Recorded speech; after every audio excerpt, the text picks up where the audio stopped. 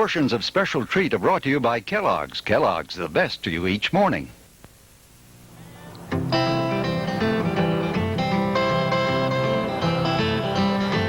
Well, I know a place where dreams come true. Come with me and I'll show it to you. It's KidsTown U.S.A. Just around the block and around the bend, where the new adventures never end, is KidsTown USA. Take your imagination for a magic carpet ride. Anywhere you want to go is waiting here inside. You could be anything that you want to be if you got the curiosity in KidsTown USA. Whoa! Hi, I'm Nancy McKeon. And I'm David Saunders. We're in Chicago on our way to KidsTown USA. Where is KidsTown? It's right in your hometown. In fact, it's in every neighborhood throughout America where kids have the spirit of adventure. Hey, there's some of our friends right now. Meet Kim and David, Cinnamon, Lisa and John. We'll take you on a canoe journey as we travel back to the days of the voyagers. Leaving behind all the comforts of home, we set out to experience what happened nearly 300 years ago. Join our team as we play ball with the pros. They'll share the winning secrets which might help you improve your own game. Since I spend a lot of time on the set making the facts of life, we decided to visit the set of a movie being filmed right here in Chicago. We found out that the real action isn't just on the screen, it's behind the scenes. So see for yourself. We've got the best seat in the house, so welcome. KidsTown USA! You can be anything that you want to be if you got the curiosity in KidsTown USA.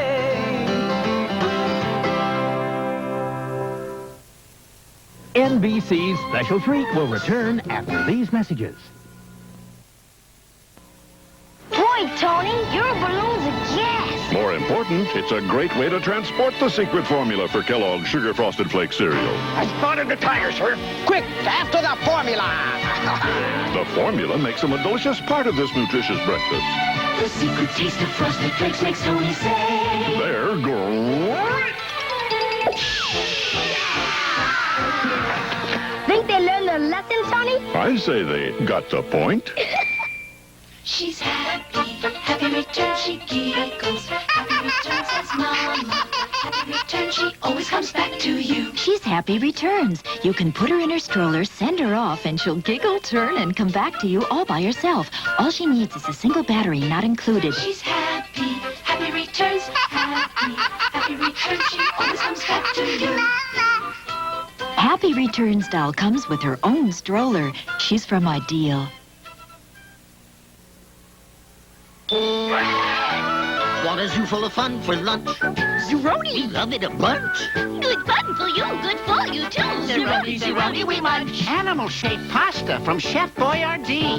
Yummy tomato sauce, cheese, and pasta shaped like us. Elephant's meatballs, delicious. And nutritious. ZooRoni, ZooRoni, we munch. ZooRoni, with or without meatballs. A zoo full of fun that's good for you too. It's a world of wondrous places. It's a world of friendly faces. A world where kids and fun go hand in hand. All the world loves M&Ms, a delicious chocolate wonderland. All the world loves M&Ms, they're neat to eat, a joy for everyone. M&M's chocolate candies. The milk chocolate melts in your mouth, not in your hand. And now, back to the NBC Special Treat. Our first stop was the Academy of Sciences, which helps us to understand the world of nature and ecology. Hey, John, kid, look at those ducks over there. I think they're mallards. You can really learn a lot of things at museums. Yeah, museums are really neat. Hey, check that out. Wow. Oh, look over here. This guy up here looks like he's about to come out after us or something. Gosh. Hey, imagine how much work it must take.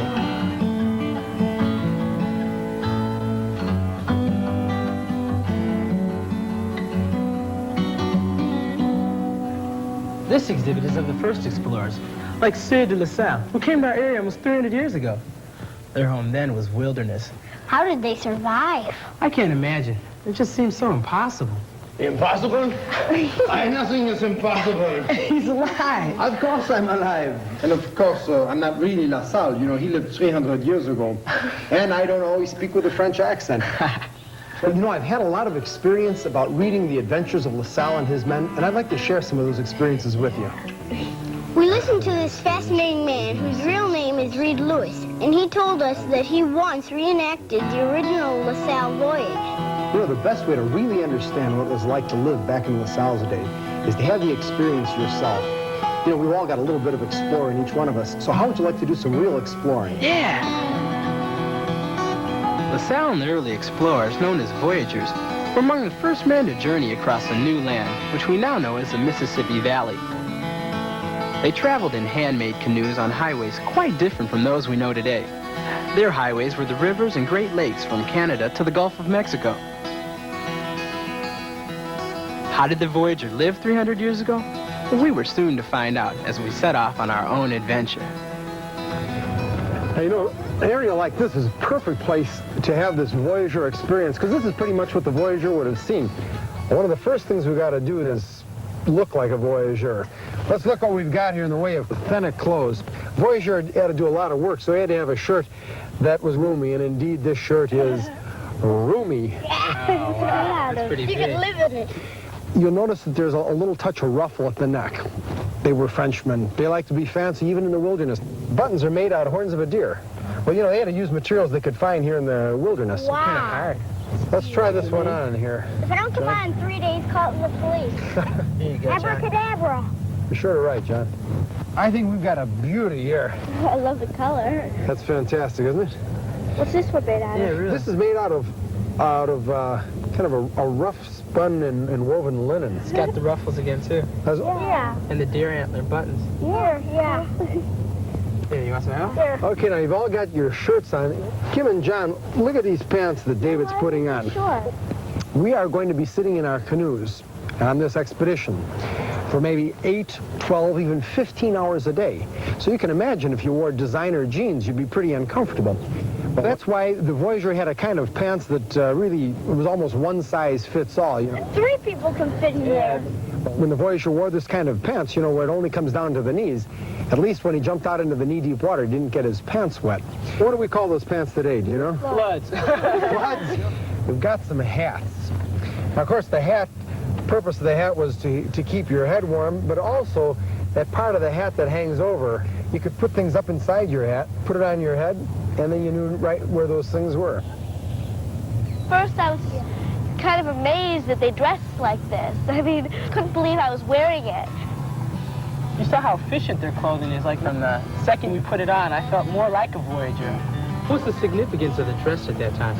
Red was, for one thing, a sign of peace. And La Salle knew that if he were to put on this fancy clothing right before he came out of his canoe on shore, that the Indians wouldn't know who he was or why he was there, but they'd know he was important. And we're going to start to see then what it was like to be a Voyager. We're going to learn how to paddle those canoes. We're going to learn how to camp. Now, one thing that was kind of hard in the life of the Voyager was he didn't get much to eat. And I just happened to have some delicious bags of trail mix, or some people call it gorp. Gorp? This is going to be our snack food for all the day. It's got raisins, it's got nuts, some dried apples, all real good for you. This is kind of, I guess you might call this the Voyager's candy. So it was gorp and 2 meals a day, huh? Well, you think we're about ready to go? Yeah, we're ready to go. What are we waiting for? All righty, let's get our positions here and start carrying the canoe down to the water. Now, remember, we got to do everything as a team. That's going to be the whole way the Voyager works. We got to use some kind of timing, right? Right. Okay, now we're going to do it on the count of 3, okay? Okay. Why don't I'll do it in French. Here we go. Ready? 1, 2, 3. Okay, let's head off that way. Okay. You pivot around there? Yep, I got it. Good enough. Here we go. Move her on. We're off on our own adventure. That's right. Yeah. This is the beginning now. All together. Okay, be careful, you guys. Watch out for the log! Feed it to me. One at a time. Let John go. You hold that one here. Now, you bring it around sideways. David, you are in, If you can spin that around. so much for your shoes, David. Put it on top of the canvas over here. My head.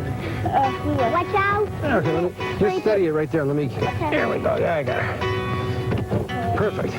Canoeing can be dangerous, so that if you don't know what you're doing and aren't properly trained and don't have the proper safety equipment, you can get into trouble. So that's why we want to be sure to have these life jackets. So we'll put them on under the shirt. You kind of keep that top arm straight and push the paddle in, down, push down, and then lift the paddle up and advance it. Now, the paddle might be a little long for you, so in that case, you can bring it out to the side and then turn it like this, John. Turn it like that, and then come down.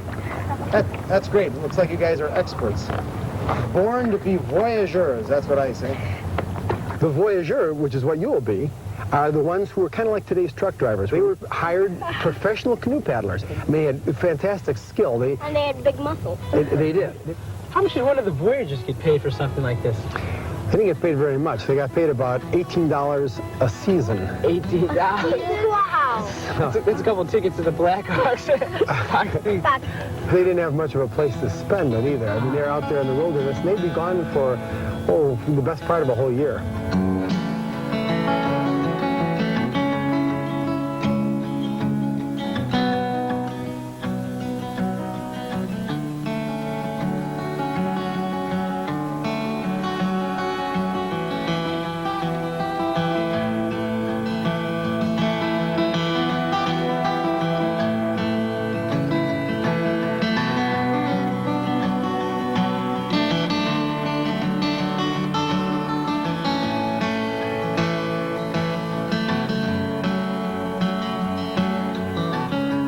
Take it for granted all that they went through.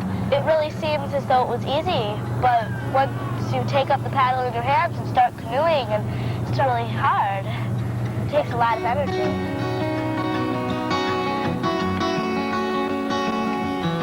I think that's the kind of spirit the Voyager had. They refused to let hardship and pain control them. Instead, they said, nothing is too difficult for me, and that they would do anything.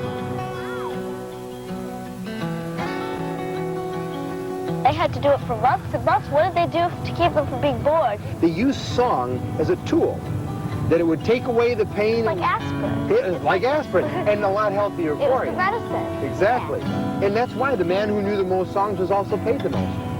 That's how important singing was to the Voyageur. We can do Alouette. Remember, that's the song about the lark. Okay, do you want Let's try it once. All right, here we go. Alouette, gentille alouette, alouette, je te plumerai, et je te plumerai la tête. Je te plumerai ta tête. Et la tête. Alouette. Alouette. Oh, alouette, gentille alouette, alouette, je te plumerai. Et je te plumerai le bec, je te plumerai le bec, et le bec, et le bec, et la tête, alouette, alouette, oh, oh, oh, alouette, gentille alouette, alouette, je te plumerai. Beautiful. The water's crystal clear. I bet you could even go fishing in here. Yeah. One way that they used to drink, too, is they drink off of the paddle. I don't know about that. Not here, I don't think we'd want it, but in the areas, northern Lake Michigan, you can still drink out of it. I would try it. Yeah. You notice all the birds are quieting down? Yeah, must be all getting ready for bed. No, they're hearing our song. That's right. They want to hear us sing for a change. I think I saw something like this on Daniel Boone. Well, we have to get to our camp before it's sundown.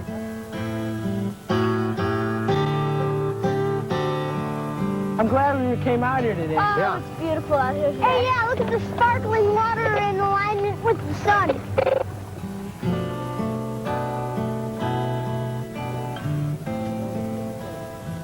This looks like it's going to be the perfect place to camp. I am glad to dock. This is nice and level. I'm not sure I want to dock, but then my arms let's go on the shore. Everybody break. Ease off now, backwater a little bit. All right. Well, now, let's bring her alongside, and then we'll start unloading her. Couldn't we tie her up or something? No, because we're going to bring her up on shore. Remember that this was our transportation during the day, but now it's our home for the night. Yeah. There we go.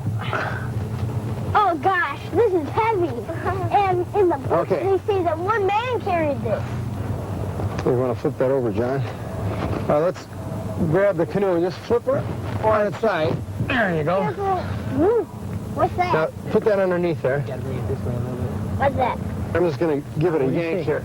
I cannot believe that they set up camp every single night. After paddling all day, you were tired, and it was hard.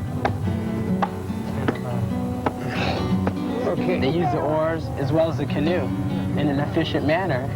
For your home, you take a key, put it in the front door, you walk in and go to bed. What do we have to do? Build our whole home each night. But you wouldn't have to worry about remodeling or anything. You know, back in La Salle's day, they didn't have sleeping bags, so they used buffalo robes, and I'll tell you... This is warmer than my blanket at home. Well, listen, this is better than an electric blanket. You're all set. John. Good night, Night, Mom. Dave. Night, Daddy Dave. Good night. Night, Tim. We'll see you guys in the morning. Night, John, boys. Yeah. I hope nobody talks in his sleep. Yeah.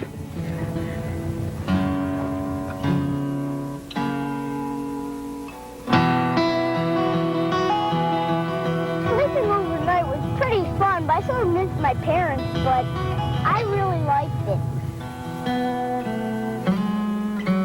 I found another log for the breakfast fire. Okay, come on, let's go. You guys hurry up. I'm kind of hungry. Yeah, I don't know what they do if they didn't have lumber. All the wood we could find. Yeah. That's what I needed, more wood to chop. Okay, listen, I'm going to show you how they used to start a fire back in La Salle's day. All right. Now, what we want to do is, you see that sharp edge on there? Yeah. That's the knife, and you're trying to shave off pieces of metal. And the pieces of metal will be the spark, but you've got to do it kind of sharp. Now, watch how I do it. See? You can do it kind of sharp, like this. See the sparks? Okay. How come at this point here they seem to stop a fire? Well, they go out, see? You know how to get sparks, but now let's go to the next stage here. Now, this is the tinder. This is it's gonna help catch the spark. And what we're going to use for tinder is bark from a white cedar tree. We want to break this down even more, so you take it between your hands and roll it like this and try and break those fibers down. Don't rip it up. Starting the fire was very hard. I kept missing the flint and hitting my knuckles. I can't understand how they got the hang of it. Now, what I'm going to do is start blowing on here, and then I'll help you. See, it's going real fast now. But now I want to get the rest of this going. So I'm going to blow here. Oh, look at that. Yeah, it smells good, too. Whew, get your hand out of the reed. You got a flame, you see? When I saw that flame starting to flicker, I thought that was just amazing. It seemed sort of incredible to see it going. I mean, he was great at it. Build them in a style of a teepee.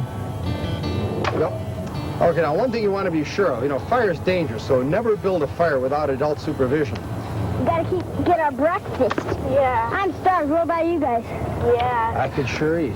What are we making anyway? We're going to have some delicious oatmeal.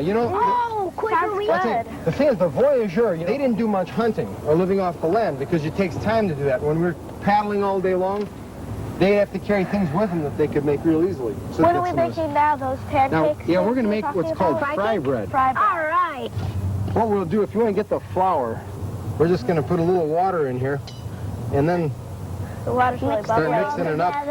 Does everybody want to get your hands full here? Why don't you flatten that out and make a pancake for yourself? Oh, this is so sticky. Okay, let's give them to David. The chef. The chef. Here, David. You want to just gently put those in there. All right. There you go. Voila. Here, should I put the oatmeal in? Yeah, just dump all the oatmeal right straight in the pot there. Stir it up real good. You got the bowls there, and there should be enough spoons for everybody. I'm the cook here. I dish it out. That's good. Reid, since you live off this stuff, I'm going to give you plenty. Thank you. You're so kind. Of course I am. Oh, here, there's some here also. It hits the spot. Stick. Yeah, let me try a little bit of syrup. You have a syrup on that, and your bread too, yeah. Excuse me. Like a pancake. Just a little bit. Just enough. All right. That syrup, I sort of like our modern syrup a little better. In the Illinois country, they couldn't find any Indians, they couldn't find any natural food, and they're actually forced to eat their moccasins. Oh! So, you know, you think it's bad. I've heard of eating soulfish, but that is ridiculous. We're going to make toothbrushes out of these twigs. Joking. So we pound it like this. I'll show you in just a minute. Okay. And we're making bristles, and that's going to be our toothbrush. I think everybody should make his own toothbrush, though. I know kids who don't even brush their teeth. I mean, just making your own toothbrush every day might just get them to brush their teeth. I mean, millions of moms all over the world would be happy not to buy 99-cent toothbrushes. That's how you shoot so many pictures.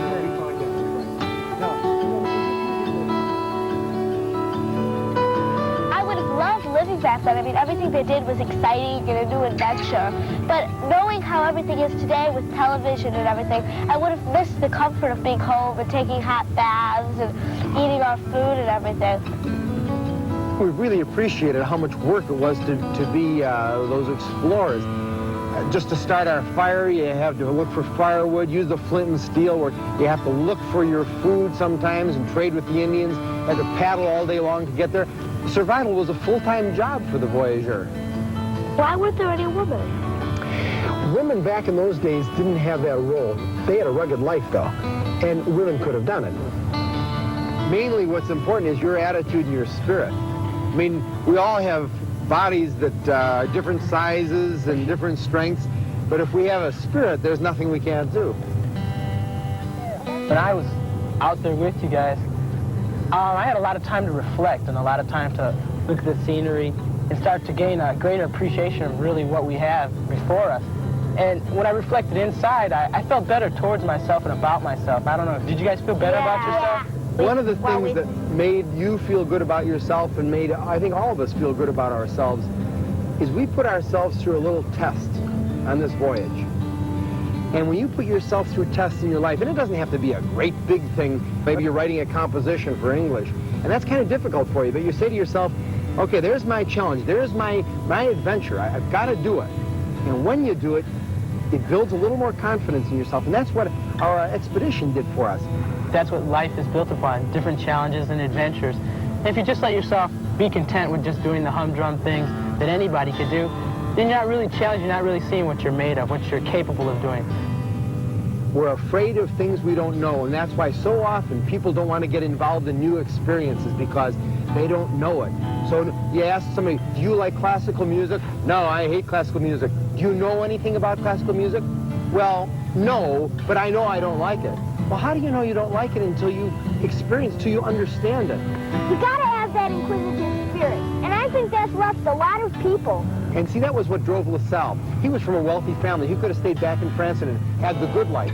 But there was a little explorer in him that said, go to that new world, develop that new world.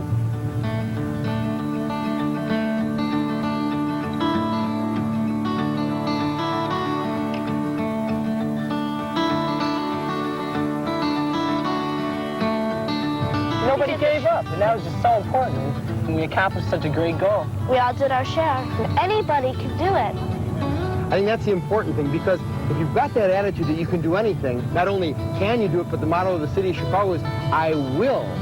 The key to I can or I will is that you take things a step at a time, or as we found in our canoes, a paddle stroke at a time. And that's the spirit that the voyageur had. Nothing is impossible for me.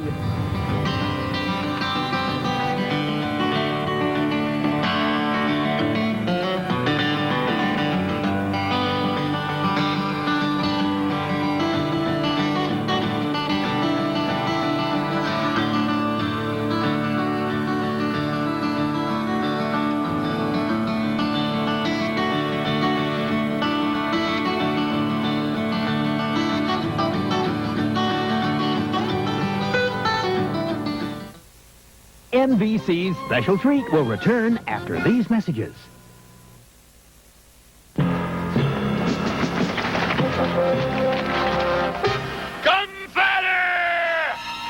Come, runners.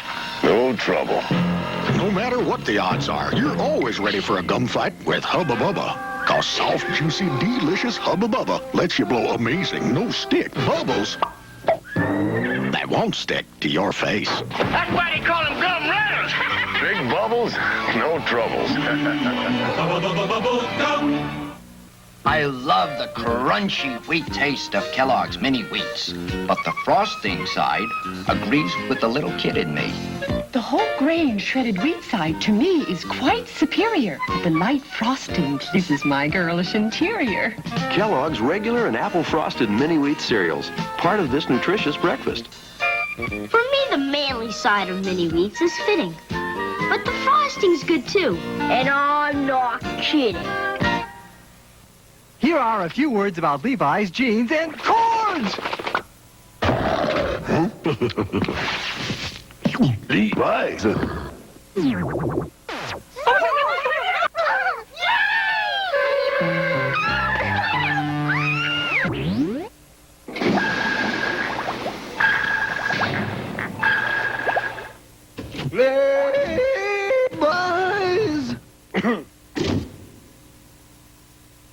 Ronald McDonald in Return of the Fry Guys. A wanted poster. Wanted McDonald's French fries? Fry Guys took our fries. Yahoo! We love McDonald's French fries. They went that away. You can't catch the Fry Guys. Where are you? Peekaboo, we see you.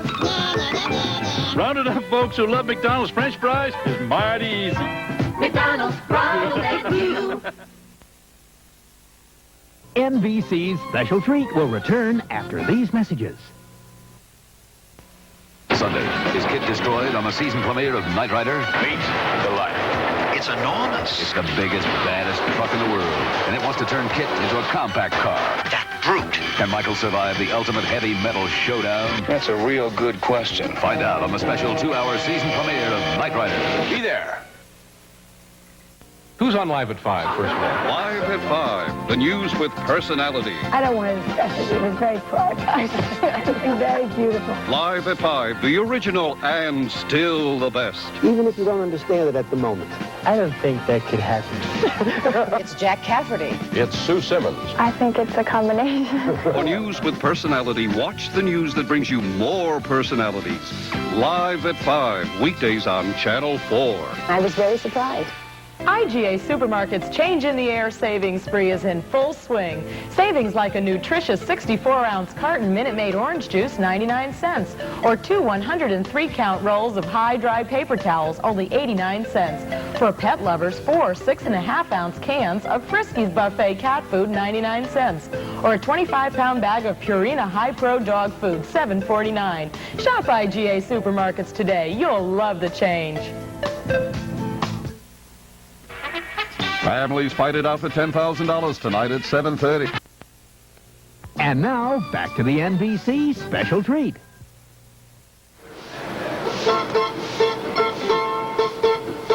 The National Baseball Hall of Fame is in Cooperstown, New York. It's home for some of the greatest memorabilia in the world.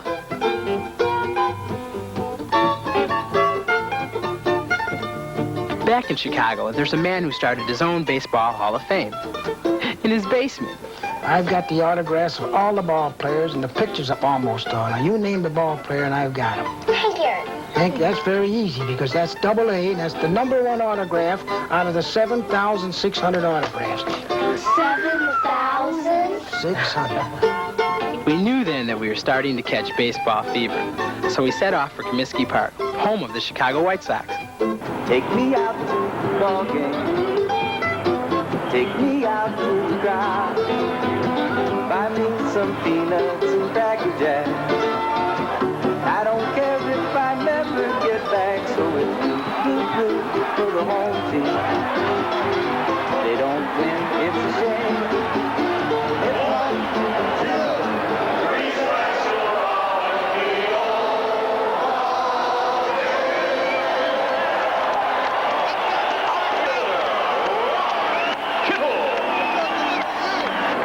You got to have confidence in yourself. Yeah. You try to say, I'm going to get a hit every time I'm up to the plate. The secret is, don't be scared. You know, there's a pitcher out there throwing the baseball, and he's not going to hit you. You know, if he does, it's only by accident, and it's not going to hurt for too long. anyone knows the best way to hit a ball, it would be White Sox rookie outfielder Ron Kittle. Okay, who's next? We're going to show you a little bit about hitting. I think I know just a little bit about it. I'm up here swinging a baseball bat. Just a little bit. Yeah, 14 home runs just You should be my agent. I see a lot of young kids who aren't taught how to keep two hands on the bat. Everybody worries about their grip. I think what you should do is you just grab the bat as easy as possible. It's like a little handshake. And you don't grip it real hard so you're going to squeeze water out of it. You try to be real relaxed with it and just be comfortable, okay? Why don't everybody try it just a little bit? Well, I'll tell you, I wouldn't want to be a pitcher against you. Now step into it like you're really going to hit it real hard. And when you swing the bat, you keep your bat at the same height as the pitcher's throwing the baseball. Okay. See, if he's throwing the baseball up here and you're swinging up, you're missing the ball. Yeah. So you have to keep your hands up, okay? Let me try it one more time. Go ahead. Woo! I think with a little more practice, all of you be hitters. Hit a home run for me, for all of us.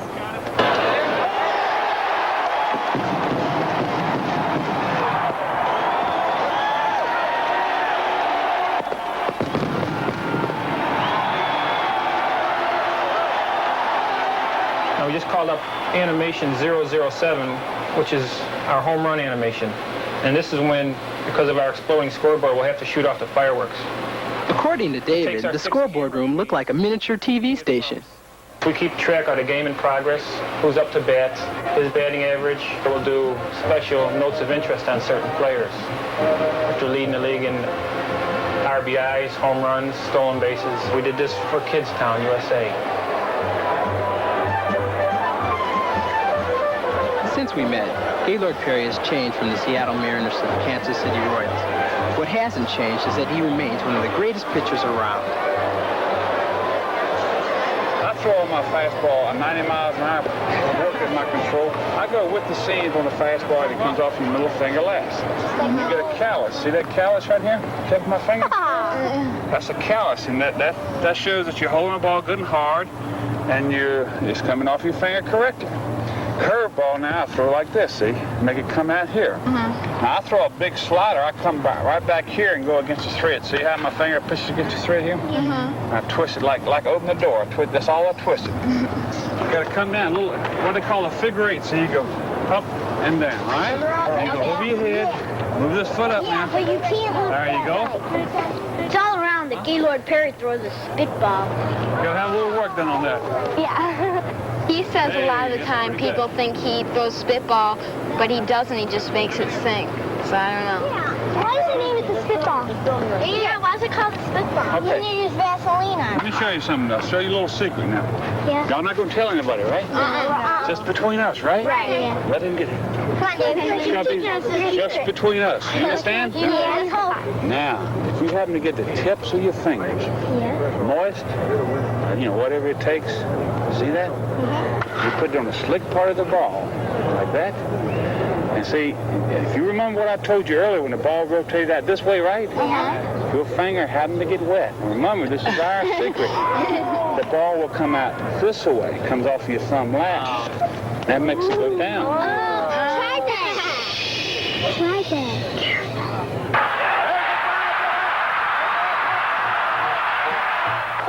Mentally, you've got to believe you can steal a base. You have to line yourself in the middle of the bag that gives you a direct line to second base. The important thing is to be able to have the right stance so you can hit directly to second base. White Sox first base coach Dave Nelson taught us how to steal bases, that is. And what we're going to do is learn how to steal a base, use all the proper techniques. Now, a lot of it depends on you mentally, right? But you got to have the physical attributes to be able to go out and know how to take your lead. And the most important thing is keying on the pitcher. Then after that is getting a jump. You never want to take a lead crossing over. When you cross over and the pitcher steps off, it's going to be tough for you to get back. So you start off like this, and there you go. Now you have your proper lead, which is about 10 and a half feet. Go. Go.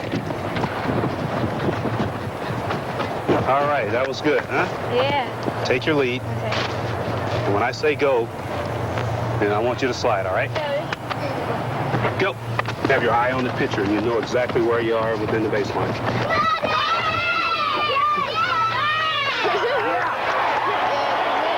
When you see a call you don't like, is there anything you can do about it? There is. I like to argue with the umpire, so our manager knows that I feel the umpire missed the play, so our manager will then come out and take up the argument.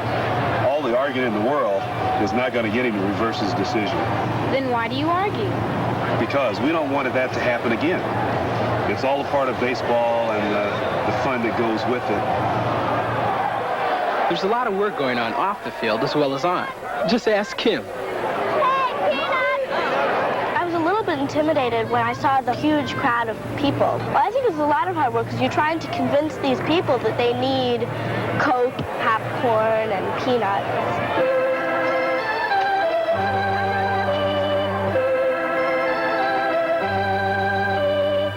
Lisa tried her hand as an organist. It looks so hard because there's so many keys that you can easily mess up. Bringing up the bats was kind of nerve-wracking. Cinnamon was an honorary bat boy. I mean, bat girl. It was really exciting being in the dugout. You're in there and you're around all these guys who are great ball players, and they're just like you. That's heavy.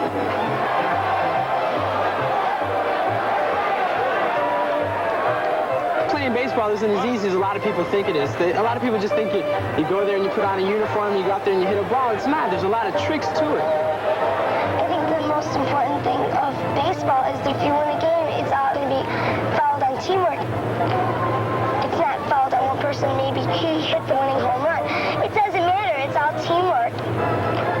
Getting to know the ball players is really exciting. Thank you. You feel as though they're your friends now. When they hit a home run, you feel proud of them.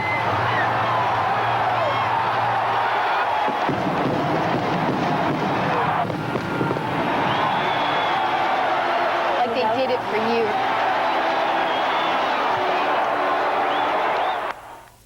NBC's Special Treat will return after these messages.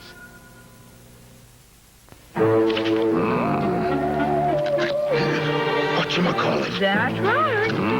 Whatchamacallit? That's right. What would... Well, you want a bite, don't you?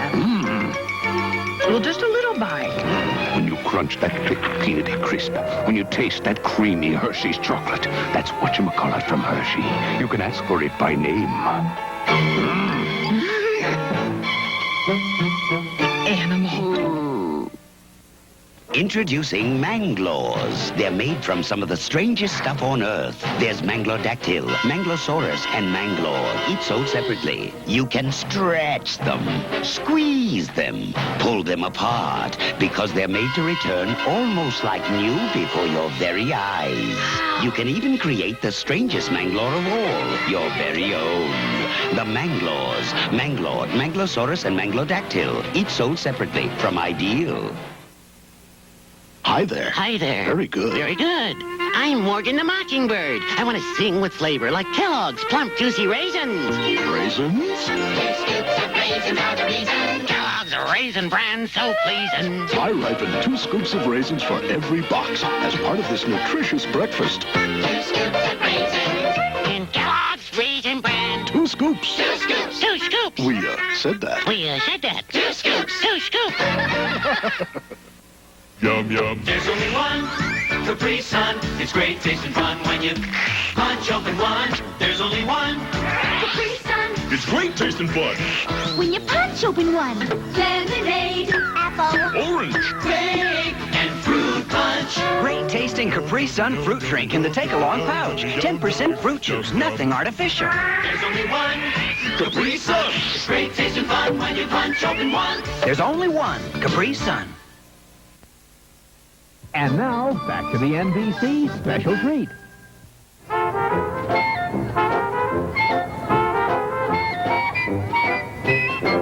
The Museum of Science and Industry is a perfect place for an adventure. Our destination was yesterday's Main Street. I've never been to a Untitled Chapter. Their cinema, which used to be called a Nickelodeon, caught our eye. Hey, why not? The price was right, only 25 cents. In old-fashioned movies, no one talks. Boy, boy, the old movies sure weren't like Star Wars. First of all, they were silent, except for the piano player in the theater. Early actors like the great Charlie Chaplin made audiences laugh without ever saying a word. Thomas Edison, who invented the light bulb, gets the credit for inventing the very first motion picture machine, called a kinetoscope.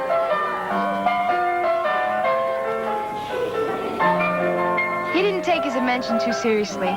He thought movies would never catch on. Boy, was he wrong.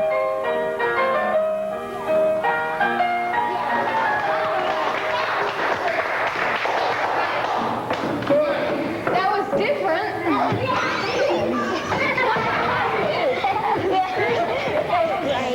That was great. I thought they didn't talk. It was wonderful. You know, I would really like to know how a movie is made today. You would, huh? Yeah. Would you all like to do that? Yeah. You got it. Marker. Background. Action.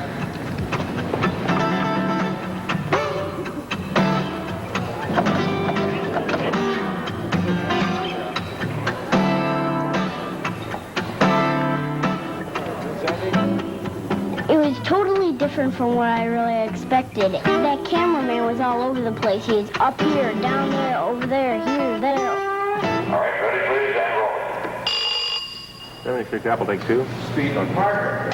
Okay, background. Action. How is a movie put together?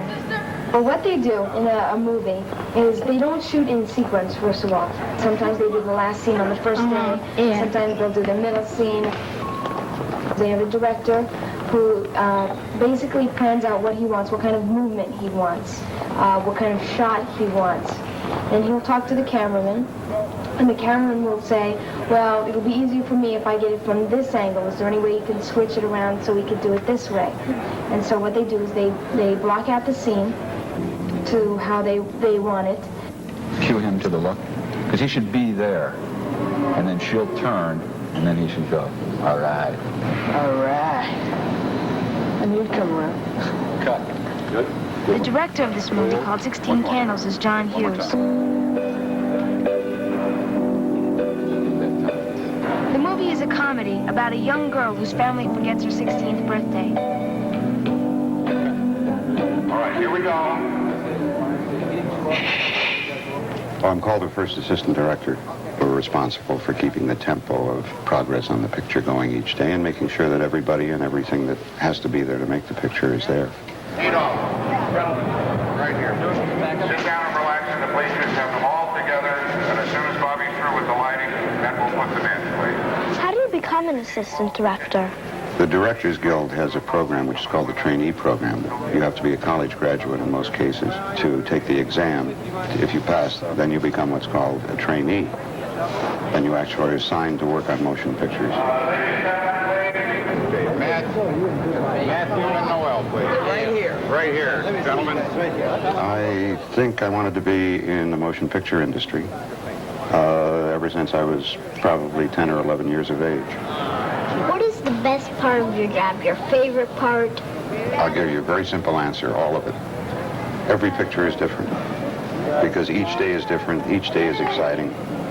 There are maddening moments, there are frustrating moments, but they're very stimulating and fulfilling moments too. So it's all potentially very exciting and very fulfilling.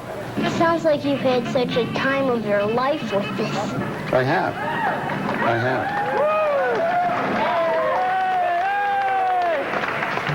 Okay, now, Drew, let me see you. Did you see how he walked around her real close? Yeah. Just go real slow. I just want to see it. Go ahead.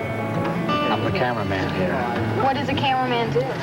Manages the camera. The head of the camera crew. So you shoot all the shots? I pick them. Too far. Back. What does it take to be a good cameraman? Patience, a lot of practice, hard work, watching other films, learning by experience. Okay, try it there, see if it gets it. You start on a camera crew and you Start as the fellow who hits the sticks, you know, the clapper boy. Then you become the assistant cameraman who follows focus. On the other side, we were a lot closer to Adolf. And then you become a camera operator, who's the fellow who actually looks through the camera. Yeah, have you ever been in an instance where you had to shoot something in an odd place? Yeah, I worked on a picture where we had a lot of photography in tanks with dolphins and on boats and things like that. Sounds like your job's very exciting, never a dull moment. It's a lot of fun. That's the most important thing about a job, is that it be fun. I'd like to be a set designer, because this way you can have all your fantasies. They have a very hard job to make things look real when they're really not. I mean, like those walls really looked real.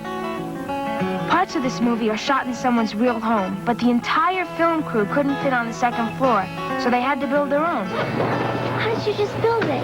Well, we just built this to match the house. This is the second floor of the house. It looks exactly the same, but we've widened the hall just a little bit, maybe 4 inches, 5 inches, but that gives us a little more room. But it really wouldn't matter because It doesn't matter because you can't really tell that difference. These are wild walls so that we can move them out and get the action, because there's an awful lot of action on the second floor. You can move them? Yes, these are all movable.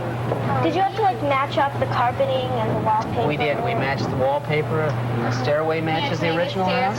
We did this so that when you start downstairs in the original house and you come up to the top of the stairs here, that it'll be an exact match. So there's one continuous flow. It cuts off. Where's the end of the stairs? Look, there is no end. It just cuts off. That you moved in.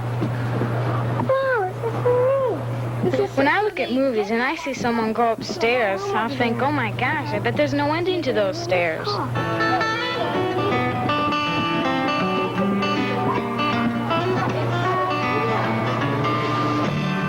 add the final touches to their characters, the actors and actresses head for makeup and wardrobe. Well, why don't we just go on to someone else? You know, this is going to make you look bad. There's not much you can do with this one. How do you decide how someone's makeup should look? Well, when you're doing a film, you read the script, and then you sit down and you have a production meeting, and you discuss each of the characters, where they're at in the script. If they're supposed to be young, if they're supposed to be old, if they're supposed to be a bum or a clown. And that's how you figure it out, and then you just design the makeup around that. When did you decide that that was what you wanted to do for your life? I think when I was in grade school, because I liked making characters and monsters. Then when I got older, then I liked making women beautiful. You're in trouble. He could make me human, look. Can you make me up? Sure. Why don't you have a seat here? Dr. Frankenstein's And tricks we'll again. just start off. And we'll put on a little eyeliner underneath you. Doesn't look any different. Now let's give you some lipstick. An important part of being a makeup artist is making people feel glamorous. He did it to me, he made me up, and it made me feel very glamorous and special, and I think that that's an important talent for someone to have. Wow, look at this. Wardrobe room. Hi. Fun, isn't it? Cute. We have all kinds of fun things here. This is for our geek girl in the picture. We thought this was kind of fun. Yeah, I saw her. Whoa. See, what we do is we dress everybody from head to toe, including their shoes, which you see down here. Look at this. Looks like somebody from the Bulls is coming. Did you know that the size of your foot is the distance from here to here? No. That's your foot size right there. Always? Hey, she's right. Of course I'm right. Where did you learn that? Little wardrobe tip. A little known fact. What I do is I get a script and I divide it up into how many days it takes place. And then I pick a color scheme, like you like to wear yellow because it's a happy, fun color. If it's a happy, fun character, that's what they would wear. Somebody who's sad all the time would wear blacks and dark colors. Depends on the weather. If it's wintertime, summertime, where they're shooting, how old they are. There are all kinds of things you think about. What color looks best on people? What kind of makeup? What kind of hair? It all comes together. That hat looks great. Oh, wait, we can look at that. You're creative. You make ordinary stuff that somebody might throw away. Exactly. That's exactly what I like to do. It's the most fun thing to do. It's just using your imagination. Yes, definitely. I don't know. Those are pretty cool. Oh, I like That's that. It's just dress up. You decide to do whatever you want to do. Did you like to dress up when you were a kid? I used to like paper dolls, and I loved the old movies and Shirley Temple movies. Oh, I love Shirley Temple. Yeah. And I sewed a little bit when I was younger. In this next scene, I gotta get back on the set. If you're wondering who this is, meet my friend Tony Longo, who has a part in this movie. How did you get your start? I've gotten a lot of jobs by being myself. I'll scare directors if they're looking for a mean guy. I'll go in and pick the guy up on my shoulders. Oh my God. Stuff like that. And I walk out of the office, right? I make Johnny fly. An afternoon fly. How do you get ready for a part? You've got to really read into the script and try and understand what's going on. And literally try and become that person a few weeks before you start. Understand the part. Understand the part and understand the other people's parts, too. What would you say for kids who want to act? Boy, I would think you would know more about that than me, Nancy. You'd have to pursue some aspects as far as getting an agent. But once you got beyond all that, I would think the key would be just be yourself and have a lot of fun. Nancy? There's no possible way you can just say, oh, I want to get into acting, let's go and do it. First of all, you have to really want to do it, because there are so many people in this business that the competition is fierce. A good thing to do is try and be in your high school plays or your school plays. What we used to do at home is we used to put on these little plays, and all our family got together. We put up like a blanket for like a screen, and we'd make up these little skits, and we'd run around, and we'd be funny, and we'd play the piano. But basically the one thing is, no matter what you choose to do, no matter what you're doing, is love what you're doing.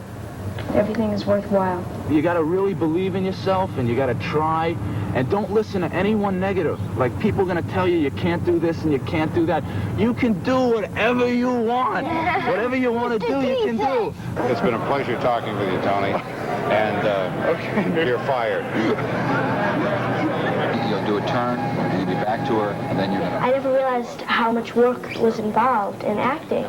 I don't think it was glamorous at all, because they were sitting there under the lights. That must have been really hot.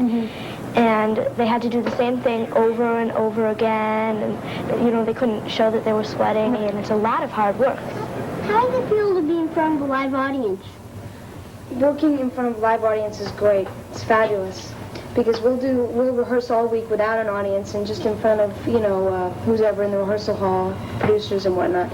And you don't get the same kind of reaction. You don't get the same kind of feed you get from an audience. You know, you get all hyper and things come out funnier, or if something comes to me that's much funnier than what's in the script, I'll just go in and I'll do it. How did you feel when you got the part of Joe?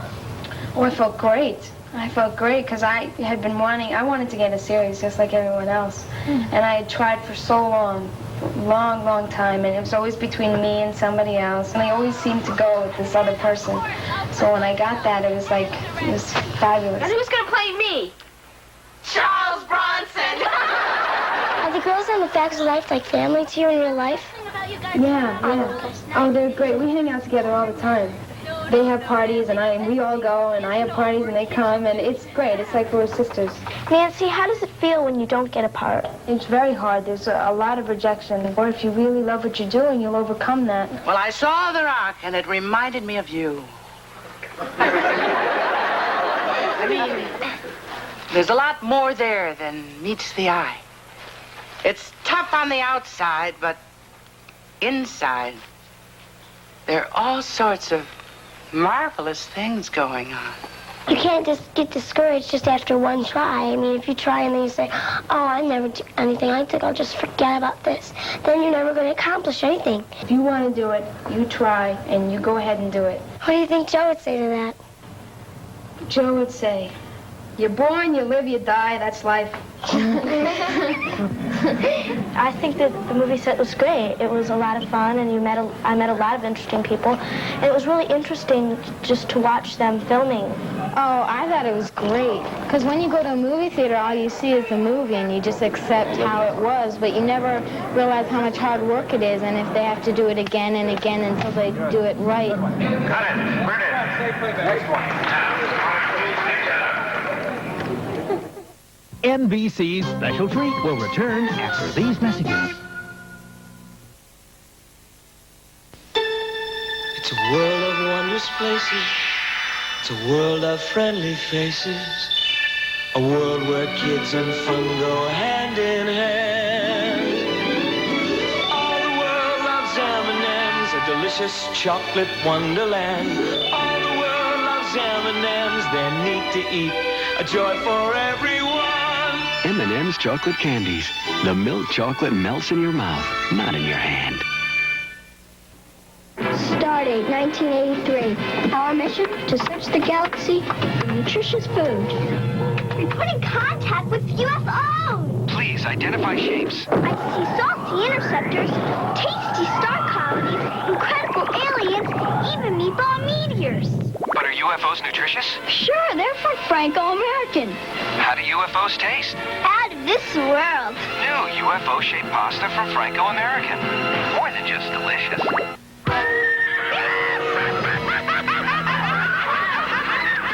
The hyena has nobody meaning. No trouble.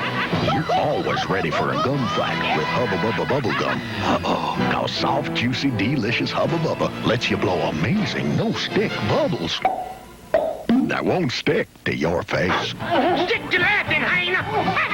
Big bubbles, low troubles.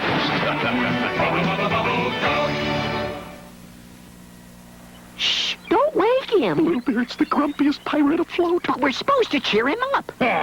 Who goes there? Snap, crackle, pop. Sir? State your business, mates. To put fun into your morning. What be fun? Kellogg's Rice Krispie cereal. It's fun to put Snap, Crackle, Pop into your morning. Part of this complete breakfast. A talking treasure. Sir, where do pirates come from? Pittsburgh. Where else? And now, back to the NBC Special Treat. KidsTown sure is a neat place. Well, it's not just in Chicago or on TV. It's wherever you want it to be. We learned that you don't need a canoe or a horse and carriage to make new discoveries. Adventures are right outside your own front door. Remember what La Salle said. If you believe you can do it, then nothing is impossible. Come on.